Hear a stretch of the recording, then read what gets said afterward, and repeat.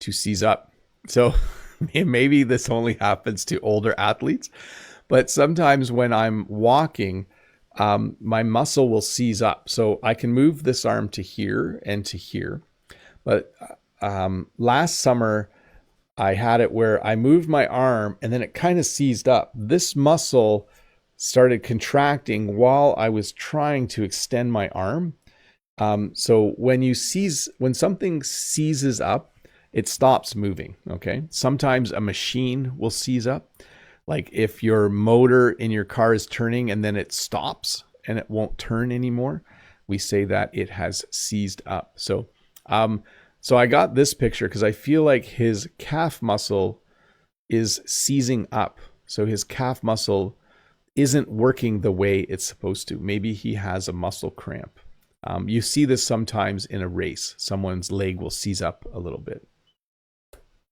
To count on.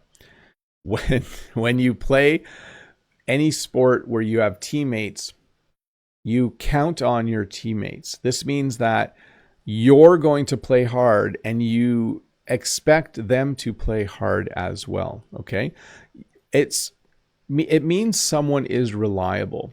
For me, like you can count on me to do a live stream almost every Friday. I think out of the 52 past weeks, I've probably done 47 or 48 live streams on Friday. So you can count on that there's a live stream most Fridays. When you play a sport, you can count on your teammates to play hard and to do well for you, to help you and the team win, to run away with. So this has a literal meaning, and this has a sport meaning as well. So if I have the ball, I can run away with the ball. It means I take the ball, okay?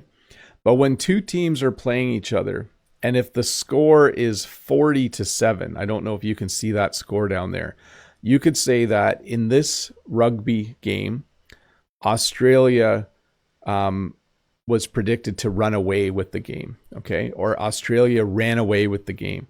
So when you beat someone by a very large margin, you might say that one team ran away with it, okay?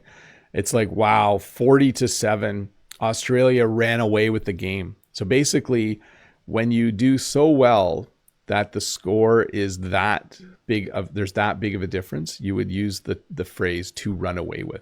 By the way, I did see this game. I've never watched rugby sevens before, but I was at my sister's house and it was on TV, and it was interesting. It was very, very, very cool. To weed out. So this is kind of the sad side of sports. When you are a coach and you're trying to make a team, let's say 30 people try out and there's 10 spots, you need to weed out the weaker players.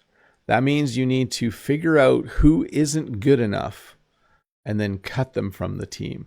So when you weed out the weaker players, it means you are looking for the people you don't want. So if you make a team, there's two things you have to do. You have to determine who the good players are, and you need to weed out the bad players or weaker players. So you choose the good players and you cut the weaker players. By the way, when you try out for a team, you're either chosen or picked for the team, or you are cut from the team. So the coach will try to weed out the players who are not good enough for the team. So notice it has the word weed in it. Like when you're in a garden, weeds are the plants you don't want. So we kind of use it in this phrasal verb as well. To crack down on. So in the Olympics, sometimes, what's a good example of this?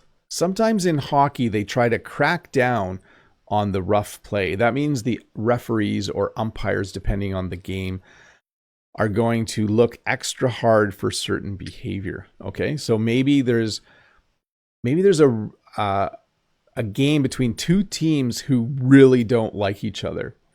So the refs might crack down on any physical activity to prevent fights.